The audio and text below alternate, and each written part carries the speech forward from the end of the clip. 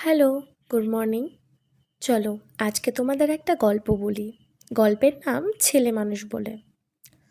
একটা ছোট গ্রাম, একটা ছোট পরিবার। সেই পরিবারে দুজন দম্পতি আর তাদের এক মেয়ে মেঘলা আর এক ছোট ছেলে রোহিত একসঙ্গে বসবাস করে।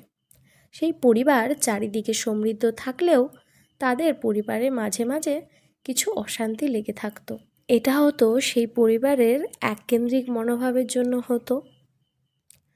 মেঘলা যেদিন থেকে বুঝতে শিখলো সেদিন থেকে সে খুব ভালো পড়াশোনা করলো এবং রোহিত মোটামুটি পড়াশোনা করত।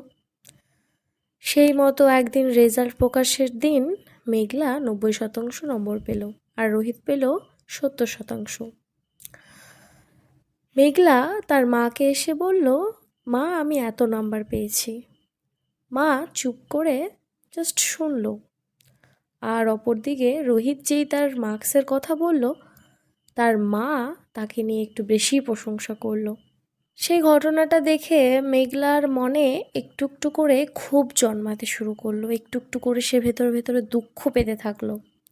ঠিক সেরকমই একটা বিষয় আরেকদিন খাবার টেবিলে মা রোহিতকে একটু বড় মাছের পিস দিয়েছে আর মেঘলাকে দেওয়া হয়েছে একটা ছোট মাছের পিস। মেঘলা তার মাকে প্রশ্ন করলো, মা এটা কি হলো, এটা তুমি কি করলে? তখন তার মা তাকে প্রতি উত্তরে বলল, আচ্ছা ভাই নয় একটু বেশি খাক, তুমি নয় একটু কম খাও, তুমি তো বড়, তুমি কম্প্রোমাইজ করো। আর ভাই তো ছেলে মানুষ, ওকে তো বেশি ভালো খাবার খেতে হবে, তাই না? সেও ঠিক আছে, সেই কথা ভেবে সে মেনে নিল। এবার বিষয় হলো রেজাল্ট প্রকাশের পরে তাদের ভর্তি হওয়ার সময়।